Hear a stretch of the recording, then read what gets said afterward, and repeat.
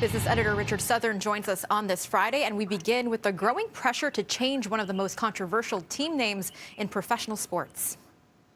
Yeah, Melissa, the Washington Redskins. I mean, this has been a thing for a while. A lot of groups obviously want to see this name changed, and maybe it's finally going to happen. The Washington NFL team today said it will conduct a thorough review of its name, and this has come now after FedEx, one of its biggest sponsors, called for the name change. It's also come after Nike dropped the team's merchandise from its online store.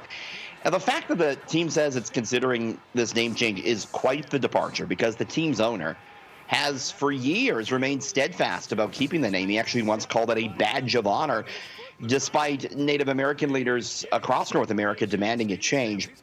The change of heart comes after a couple of letters from some big corporations. We mentioned Nike and FedEx, but PepsiCo was another big company as well. In the case of FedEx, Melissa, it gave the team $200 million for the naming rights to the stadium there in Washington, and the CEO of FedEx is a minority owner in the team. So, money talks. People have wanted this team to change its names for a while, but when you got the big corporations maybe threatening to pull away, that's when you finally might see the name change, Melissa.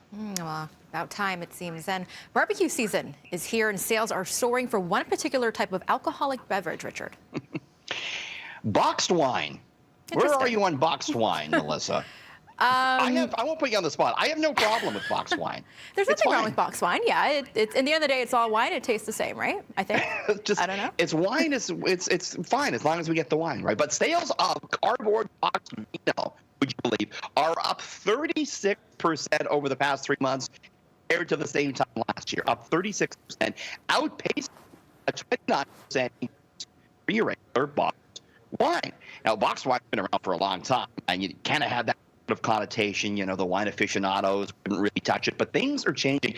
It's really been helped by the pandemic, because easy to find brands in big supply and big boxes are kind of like the in thing right now, and people are more thrifty, and oftentimes you get a better deal when you buy boxed wine. It used to be a badge, Melissa, of poor taste, but the Instagrammers are actually using it as a positive prop, a symbol of stocking up and having fun. So don't fret about reaching for the box wine. It's in right now. It's all good. The cool thing to do, I guess. Okay. And one luxury car manufacturer is branching out and hitting the open waters.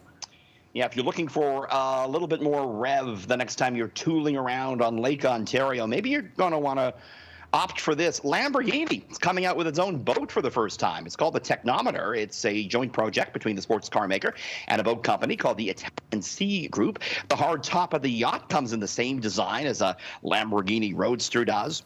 The boat's very light. They use carbon fiber, 63 feet long, and it's got a lot of power. 2 V12 engines, 2,000 horsepower each, top speed of 48 knots. It ain't cheap, though. 4.7 million Canadian dollars to go whizzing around Lake Ontario on that beauty, Melissa. Hey, you and I are back just after 6:30. We're looking at some fun stories, including an unusual request by the Berlin Transit Authority and a new way to get into outer space as a tourist, just after 6:30. Sounds good. We'll see you then.